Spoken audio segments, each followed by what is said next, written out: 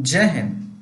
आज की वीडियो में हम मध्य प्रदेश से बनने वाले कुछ इंपॉर्टेंट क्वेश्चन देखेंगे जो कि एमपीपीएससी, एमपी पुलिस पटवारी या अन्य किसी भी एग्जाम जिसमें मध्य प्रदेश का जीके क्वेश्चन पूछा जाता है उनके लिए बहुत उपयोगी होने वाला है। तो चलिए और शुरू करते हैं। देखते हैं पहला क्वेश्चन। और पहला क्वेश्चन है, मध्य प्रदेश में रीलो गीत किस जनजाति द्वारा गाया जाता है? मारिया, जिसको कहीं कहीं माडिया के नाम से भी संबोधित करते हैं, भील, भारिया या गोंड।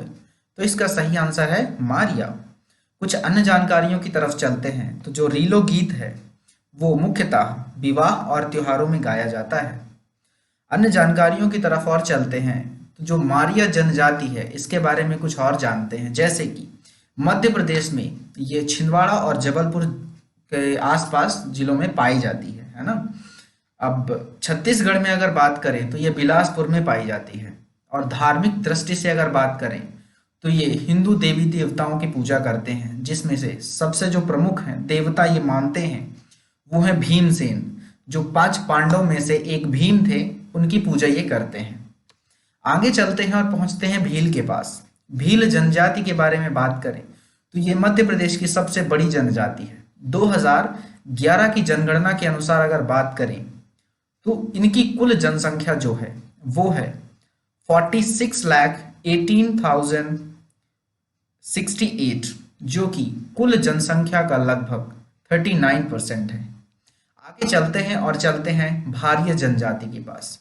भारिया जनजाति जो है वो मुख्यतः छिंदवाड़ा के पास एक पातालकोट जगह है, वहां पे सतपुड़ा और नर्मदा घाटी के क्षेत्र में निवास करती है।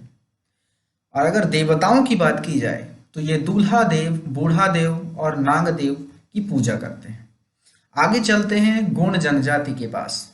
तो गोंड जनजाति की अगर बात करें तो ये मध्य प्रदेश की दूसरी सबसे बड़ी जनजाति है, लेकिन समूह में अगर बात करें तो ये सबसे बड़ी जनजाति है। उपजातियों की बात कर रहे हैं, मतलब समूह का मतलब है यहाँ पे उपजातियों का। उपजातियों का मतलब जैसे कि किसी भी जाति के पीछे बैक होते हैं, उनकी बात यहाँ पे की जा रही है।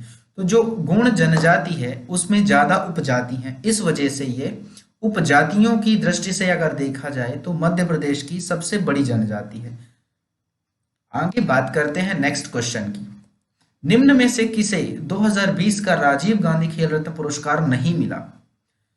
आपके ऑप्शन है विनेश फोगाट, रोहित शर्मा, मरियप्पन थंगवेलु और मीराबाई चानू। तो इसका सही आंसर है मीराबाई चानू। कुछ अन्य जानकारियों में चलते हैं मीराबाई चानू के बारे में जानने के लिए। तो मीराबाई चानू जो है ये भारोत्तोलन की खिलाड़ी है, मतलब ये जो भार उठाते हैं उसकी खिलाड़ी हैं। बात करते हैं राजीव गांधी खेल रत्न पुरस्कार की स्थापना की, तो इसकी स्थापना 1991 और 92 में हुई थी। और पहला राजीव गांधी खेल रत्न पुरस्कार विश्वनाथन आनंद जी को दिया गया था, जो कि शतरंज के खिलाड़ी हैं। अब अगर कहीं ये क्वेश्चन पूछा जाता है कि राजीव गांधी खेल रत्न पुरस्कार कौन से साल में नहीं दिया गया, तो उसका सही आंसर है 2008 और 2014। ये दो ऐसे साल थे जिसमें किसी को भी राजीव गांधी खेल रत्न पुरस्कार नहीं दिया गया। अब जो रानी रामपाल हैं, जो कि हॉकी से रिलेटेड हैं, हॉकी खेलती हैं ये, इन्हें भी 2020 में राजीव गांधी खेल रत्न पुरस्कार से पुरस्कृत किया गया है। कुछ अन्य जानकारियों की तरफ चलते हैं। विनेश फोगाट जी के बारे में जानते हैं कि विनेश फोगाट जी जो हैं वो कुश्ती से रिलेटेड हैं और इन्हें 2020 में राजीव गांधी खेल रत्न पुरस्कार मिला हुआ है। और ये पहली भारतीय पहलवान महिला हैं जिन्हें 2019 में एशियाई खेलों में स्वर्ण पदक मिला है। आगे चलते हैं रोहित शर्मा के बारे में जानते हैं। तो रोहित शर्मा जो हैं वो क्रिकेट से संबंधित हैं, इन्हें भी 2020 में राजीव गांधी खेल रत्न पुरस्कार मिला हुआ है। इन्होंने 13 नवंबर 2004 में कोलकाता के ईडन गार्डन में, जो कि एक दिवसीय अंतरराष्ट्रीय क्रिकेट था, उसमें सबसे ज्यादा रन बनाने का इनके पास रिकॉर्ड है, जो कि 264 रन है, और ये श्रीलंका के खिलाफ बनाया था। वहीं बात करें अगर कि पहला दोहरा शतक किसने मारा था, तो वो मारा था मास्टर ब्लास्टर सचिन तेंदुलकर ने। आगे चलते हैं मरियप्पन थंगवेलु के पास। इनके बारे में जानते हैं। तो ये जो हैं ये पैरा एथलीट हैं इन्हें भी 2020 में राजीव गांधी खेल रत्न पुरस्कार मिला हुआ है और इन्हें 2016 में ग्रीष्मकालीन पैरालंपिक खेलों में स्वर्ण पदक। आगे चलते हैं और देखते हैं कि आपको कितना याद रहा। आपका क्वेश्चन है कि मध्य प्रदेश की सबसे बड़ी जनजाति कौन सी है। क्वेश्चन को ध्यान से पढ़िएगा, उसके बाद ही आंसर सोचिएगा। दूसरा क्वेश्चन है आपका कि मारिया या माड़िया जनजाति किसकी पूजा करती है। आपका अगला क्वेश्चन है कि मध्य प्रदेश की उपजातियों में सबसे बड़ी जनजाति कौन सी है। और आपका अगला क्वेश्चन और है कि मध्य प्रदेश की दूसरी सबसे बड़ी जनजाति कौन सी है। चलते हैं नेक्स्ट क्वेश्चन की तरफ। नेक्स्ट क्वेश्चन है हमारा 28 सितंबर 2020 को प्रकाशित पुस्तक वन अरेंज्ड मर्डर के लेखक कौन है। चेतन भगत, अरुंधति राय, खुशवंत सिंह या सलमान रुश्दी। इसका सही आंसर है चेतन भगत। अन्य जानकारियों की तरफ चलें तो चेतन भगत जी जो हैं वो हैं उपन्यास लेखक और इनके कुछ मुख्य उपन्यास हैं जिनमें से 5 point someone, one night at call centre जो कि 2005 में प्रकाशित हुई थी और the 3 mistake of my life जो कि 2008 में प्रकाशित हुई थी। आगे चलते हैं कुछ अन्य जानकारियों की तरफ। तो अरुंधति राय के बारे में जानते हैं। इन्हें 1997 में the God of small thing के लिए बुकर पुरस्कार मिला है। कब? 1997 में। और इनकी एक और पुस्तक है जिसका नाम है द डॉक्टर एंड द संत, जिसका हिंदी अनुवाद प्रोफेसर रतन लाल ने एक था डॉक्टर और एक था संत के नाम से किया है, जो कि डॉक्टर भीमराव अंबेडकर और महात्मा गांधी जी की ऊपर किया गया है ना। अब चलते हैं खुशवंत सिंह के बारे में जानने। तो खुशवंत सिंह जो हैं इन्हें 1974 में पद्म भूषण मिला था, लेकिन 1984 में ऑपरेशन ब्लू स्टार की वजह से इन्होंने अपना जो पद्म भूषण है वापस कर दिया था और 2007 में इन्हें पद्म विभूषण मिला था। ऐसे ही अगर बात करें कि भारत में जो सर्वोच्च नागरिक पुरस्कार हैं वो किस तरह से हैं, तो सबसे बड़ा जो पुरस्कार माना जाता है वो है भारत रत्न, फिर है पद्म विभूषण, उसके बाद है पद्म भूषण और फिर आता है पद्मश्री। देखते हैं अभी आपको कितनी सारी चीजें याद हैं। आपका पहला क्वेश्चन है कि मीराबाई चानू जी किस खेल के लिए जानी जाती हैं। नेक्स्ट क्वेश्चन है कि राजीव गांधी खेल रत्न पुरस्कार की स्थापना कब की गई थी। नेक्स्ट क्वेश्चन है कि पहला राजीव गांधी खेल रत्न पुरस्कार किसे मिला था। नेक्स्ट क्वेश्चन है एशियाई खेलों में स्वर्ण पदक जीतने वाली पहली भारतीय महिला पहलवान कौन है। नेक्स्ट क्वेश्चन है मरियप्पन थंगवेलु को किस खेल के लिए स्वर्ण पदक मिला था। नेक्स्ट क्वेश्चन की ओर बढ़ते हैं और नेक्स्ट क्वेश्चन है हमारा कि भारत में श्वेत क्रांति का जनक किसे कहा जाता है। तात्या साहब कोरे, कुरियन चाको, वर्गीज कुरियन या विश्वास नारायण पाटिल जी। इसका सही आंसर है वर्गीज कुरियन। कुछ अन्य जानकारियों की ओर चलते हैं तो जो श्वेत क्रांति है उसे हम ऑपरेशन फ्लड के नाम से भी जानते हैं, जो कि 13 जनवरी 1970 में चलाया गया। अन्य जानकारियों की ओर बढ़ते हैं तो वर्गीज कुरियन जी के बारे में बात करें कि इन्हें 1965 में पद्मश्री, 1966 में पद्म भूषण और 1999 में पद्म विभूषण से सम्मानित किया गया है। कुछ अन्य पुरस्कारों के बारे में बात करें तो रेमन मैग्सेस पुरस्कार 1993 में मिला था, कृषि रत्न पुरस्कार 1986 में मिला था और विश्व खाद्य पुरस्कार 1989 में भी मिला था। आगे बात करते हैं तात्या साहब कोरे जी के बारे में। तो इन्होंने कोल्हापुर में एक जगह है जिसका नाम है वारानगर, वहां पे श्री वारा इंडस्ट्रियल एंड एजुकेशन कॉम्प्लेक्स की स्थापना की थी। अब बात करते हैं विश्वास नारायण पाटिल जी के बारे में। तो इन्होंने मराठी भाषा में मन में है विश्वास और हर हर मैदान फतेह किताब लिखी है ना। अब देखते हैं आपको कितना याद है। पहला क्वेश्चन है आपका कि वन अरेंज्ड मर्डर के लेखक कौन है। अगला क्वेश्चन है खुशवंत सिंह जी ने 1984 में किसके कारण पद्म भूषण वापस कर दिया था। आपका अगला क्वेश्चन है कि भारत का दूसरा सर्वोच्च नागरिक पुरस्कार कौन सा है। और लास्ट क्वेश्चन है कि अरुंधति राय की द डॉक्टर एंड द संत किताब का हिंदी अनुवाद किसने किया है। नेक्स्ट क्वेश्चन की ओर चलते हैं तो मध्य प्रदेश में सास बहू अभिलेख कहाँ है। तो बताइए भाई साहब, मुरैना, सतना, ग्वालियर या भोपाल। तो इसका सही आंसर है मुरैना। मुरैना में सास बहू अभिलेख है। कुछ अन्य जानकारियों की ओर चलते हैं तो मुरैना में एक सिहुनिया जगह है जो कि कुशवाहों की राजधानी थी, और कुशवाहों राजा ने यहाँ पे एक शिव का मंदिर बनवाया था जिसे कानक मठ या कनक मठ के नाम से जाना जाता है। कुछ अन्य जानकारियों की ओर चलते हैं कि मुरैना के बारे में जानते हैं। तो मुरैना की जो उत्तरी सीमा है वो चंबल नदी बनाती है, और यहाँ पे एक राष्ट्रीय घड़ियाल वन्यजीव अभयारण्य है जिसे 1978 में स्थापित किया गया था। बात करते हैं सतना में, तो सतना में एक आदित्य सिंह जी हैं जो कि उचेहरा में की हैं। ये इन्होंने 1 मिनट में 157 से अधिक पुशअप लगाकर वर्ल्ड रिकॉर्ड बनाया। बात करते हैं ग्वालियर की, तो ग्वालियर में सास बहू का मंदिर है। मुरैना में क्या है? सास बहू का अभिलेख। ग्वालियर में क्या है? सास बहू का मंदिर, जिसे 1093 में स्थापित किया गया था, जो कि विष्णु भगवान को समर्पित है। आगे बात करते हैं भोपाल के बारे में, तो भोपाल जो है यहाँ पे लक्ष्मी नारायण का मंदिर है जिसे बिरला मंदिर के नाम से जानते हैं, और इस मंदिर की जो स्थापना है वो 1964 में की गई थी। चलिए देखते हैं आपको कितना याद है। तो श्वेत क्रांति कब हुई थी? आपका पहला क्वेश्चन है। दूसरा क्वेश्चन है वर्गीस कुरियन जी को 1999 में कौन सा पुरस्कार मिला था? आपका तीसरा क्वेश्चन है कि तात्या साहब कोरे किस के संस्थापक हैं? आपका अगला क्वेश्चन है कि हर हर मैदान फतेह किताब के लेखक कौन है? नेक्स्ट क्वेश्चन की ओर चलते हैं, तो भारतीय राष्ट्रीय कांग्रेस की स्थापना किसने की थी? ए.ओ. ह्यूम ने, बाल गंगाधर तिलक, महात्मा गांधी, सुरेंद्रनाथ बनर्जी। तो इसका सही आंसर है ए.ओ. ह्यूम ने। करते हैं अन्य जानकारियों की, तो भारतीय राष्ट्रीय कांग्रेस की जो स्थापना है वो 28 दिसंबर 1985 मुंबई में हुई थी, जो कि पहले बॉम्बे के नाम से जाना जाता था। ये गोकुलदास तेजपाल संस्कृति महाविद्यालय में हुई थी इसकी स्थापना, और जब इसकी स्थापना हुई थी तब इसमें सिर्फ 72 प्रतिनिधियों ने भाग लिया था।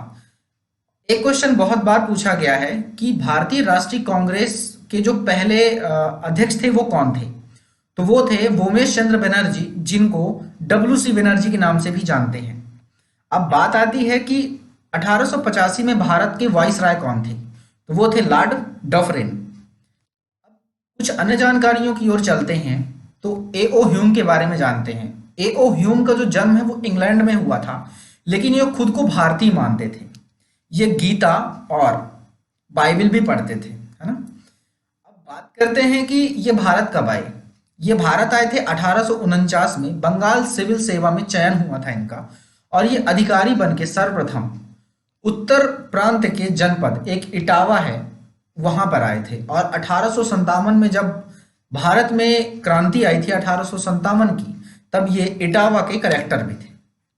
अब बात करते हैं बाल गंगाधर तिलक के बारे में, तो बाल गंगाधर तिलक का जो मूल नाम है वो है केशव बाल गंगाधर तिलक, जिनको लोकमान्य तिलक के भी नाम से जानते हैं। इनका एक नारा है, यह स्वराज्य मेरा जन्मसिद्ध अधिकार है और मैं इसे लेकर ही रहूंगा। बात करें कुछ अन्य जानकारियों में बाल गंगाधर तिलक के बारे में ही, तो ब्रिटिशर जो थे वो इन्हें भारतीय अशांति के पिता कहते थे। बात करते हैं महात्मा गांधी जी के बारे में, तो महात्मा गांधी जी 9 जनवरी 1915 को भारत आए थे, और इन्होंने भारत आने के बाद इनका जो पहला सत्याग्रह था वो था चंपारण सत्याग्रह, जो कि 1917 में किया गया था। ये नील की खेती के विरुद्ध किया गया था सत्याग्रह, क्योंकि भारत में ब्रिटिशर नील की खेती करवाते थे, जिसकी वजह से अनाज की उपज कम होती थी। इस वजह से महात्मा गांधी ने चंपारण सत्याग्रह किया था, जिसे तिनकथिया प्रथा के नाम से भी जाना जाता है। चलिए देखते हैं आपको कितना याद है। पहला क्वेश्चन है आपका सास बहू मंदिर कहाँ है। दूसरा क्वेश्चन है आपका कनक मठ मंदिर किस देवता को समर्पित है। और तीसरा क्वेश्चन है आपका कि 1 मिनट में 157 से अधिक पुशअप लगाने वाले व्यक्ति का नाम क्या है और वो कहाँ के हैं। नेक्स्ट क्वेश्चन है आपका कि राष्ट्रीय घड़ियाल वन्यजीव अभयारण्य की स्थापना कब हुई थी। और आखिरी क्वेश्चन है आपका कि लक्ष्मी नारायण मंदिर को किस नाम से जाना जाता है और ये कहाँ है। नेक्स्ट क्वेश्चन की बात करें कि भारतीय संविधान का अभिरक्षक कौन है। भारत के राष्ट्रपति, भारत के प्रधानमंत्री, भारत का सर्वोच्च न्यायालय या लोकसभा सचिवालय। तो इसका सही आंसर है भारत का सर्वोच्च न्यायालय। कुछ अन्य जानकारियां देखते हैं, जैसे कि हमारा जो संविधान है वो 26 नवंबर 1949 को लागू हुआ था, लेकिन ये 1949 को पूरी तरह से लागू नहीं हुआ था। कुछ अनुच्छेद 26 नवंबर 1949 को लागू कर दिए गए थे, लेकिन पूर्णतः 26 जनवरी 1950 को लागू किया गया था। हमारे संविधान में बनने में जो समय लगा था उसके बारे में अगर बात करें तो वो बना था 2 साल 11 माह और 18 दिन। मतलब भारतीय संविधान बनाने में 2 साल 11 माह 18 दिन लगे थे, जिसमें लगभग 11 बैठक हुई थी और इसे बनाने में लगभग 60 देशों का संविधान अवलोकन हुआ था। वहीं अगर बात करें कि इसको मतलब भारतीय संविधान बनाने में कितना पैसा लगा था, तो ये लगा था लगभग 64 लाख रुपए। और इसकी जो अंतिम बैठक थी वो हुई थी 24 जनवरी 1950 को। वहीं अगर बात करें कि भारतीय संविधान के लिए जो पहली बैठक थी वो कब हुई थी, तो पहली बैठक हुई थी 9 दिसंबर 1946 को, जिसके अध्यक्ष थे डॉक्टर सच्चिदानंद सिन्हा। ये जब बैठक हुई थी, मतलब भारतीय संविधान की जो पहली बैठक थी इसमें कोई वाइस प्रेसिडेंट नहीं था। लेकिन जब इसकी दूसरी बैठक हुई, अब इसकी दूसरी बैठक कब हुई? इसकी दूसरी बैठक हुई थी 11 दिसंबर 1946 को, जिसमें इसके अध्यक्षता जो कर रहे थे वो थे डॉक्टर राजेंद्र प्रसाद। वैसे ही इसमें 2 वाइसराय बनाए गए थे, एक का नाम था एच.सी. मुखर्जी और दूसरे का नाम था वी.टी. कृष्णम आचार्य। अब अगर वही बात की जाए कि भारतीय संविधान सभा की जो अंतिम बैठक थी वो कब हुई थी, तो अभी हाल ही में मैंने बताया कि इसकी जो अंतिम बैठक है वो 24 जनवरी 1950 को हुई थी। चलते हैं कुछ अन्य जानकारियों की ओर कि भारत के राष्ट्रपति जो हैं उनके बारे में कुछ अनुच्छेद में दिया गया है। जैसे कि भारत का एक राष्ट्रपति होगा जो कि अनुच्छेद 52 में बताया गया है। उनकी कार्यकारी शक्तियां क्या होंगी, जो कि अनुच्छेद 53 में बताया गया है। चुनाव के बारे में 54 में बताया गया है। उसमें चुनाव का तरीका कैसा होगा इसके बारे में अनुच्छेद 55 में बताया गया है। उनका कार्यकाल कितना होगा या उनके बारे में क्या है वो अनुच्छेद 56 में बताया होगा। शपथ के बारे में अनुच्छेद 60 में बताया है और राष्ट्रपति के ऊपर महाभियोग जो लगता है वो अनुच्छेद 61 में बताया गया है। और इनकी सलाह के लिए एक मंत्री परिषद का गठन किया जाएगा, वो अनुच्छेद 74 में बताया गया है। करते हैं भारत के प्रधानमंत्री के बारे में, तो इनकी जो नियुक्ति है वो अनुच्छेद 75 के तहत राष्ट्रपति करते हैं। और राष्ट्रपति के लिए अनुच्छेद 74 में जो इनके लिए मंत्री परिषद का गठन किया जाता है, उनके जो प्रमुख होते हैं वो प्रधानमंत्री होते हैं। अब बात करते हैं भारत का सर्वोच्च न्यायालय, इसका जो गठन है उसके बारे में अनुच्छेद 174 में बताया गया है। इसके जो मूल अधिकार होंगे वो अनुच्छेद 131 में बताया गया है और पुनरावलोकन 137 में बताया गया है। पुनरावलोकन का मतलब है कि हमारी संसद अगर कोई ऐसा कानून पास कर देती है जिसकी वजह से हमारे भारतीय संविधान का कोई अनुच्छेद कट रहा होता है या उसका उल्लंघन हो रहा होता है, तो सर्वोच्च न्यायालय उस चीज को हम अपने पास बुला के उसके बारे में विचार विमर्श कर सकती है। तो पुनरावलोकन का मतलब ये होता है। आगे बात करते हैं कि राष्ट्रपति को सलाह, जो सर्वोच्च न्यायालय है वो अनुच्छेद 143 के तहत राष्ट्रपति को अपनी सलाह दे सकता है, लेकिन राष्ट्रपति उसकी सलाह मानने के लिए बाध्य नहीं होते हैं। देखते हैं आपको कितना याद रहा। भारतीय राष्ट्रीय कांग्रेस की स्थापना कब हुई? दूसरा क्वेश्चन है भारतीय राष्ट्रीय कांग्रेस के पहले अध्यक्ष कौन थे? नेक्स्ट क्वेश्चन है ए.ओ. ह्यूम भारत कब आए थे? नेक्स्ट क्वेश्चन है लोकमान्य तिलक का नारा क्या था? और आखिरी क्वेश्चन है महात्मा गांधी का पहला सत्याग्रह को किस नाम से जानते हैं? तो आज के लिए फिलहाल इतना ही। अपना ख्याल रखें, बड़ों का सम्मान करें, छोटों को प्यार दें और अपना व्यक्तित्व इस प्रकार से विकसित करें ताकि महिलाएं आपके साथ सुरक्षित महसूस करें। Thank you so much.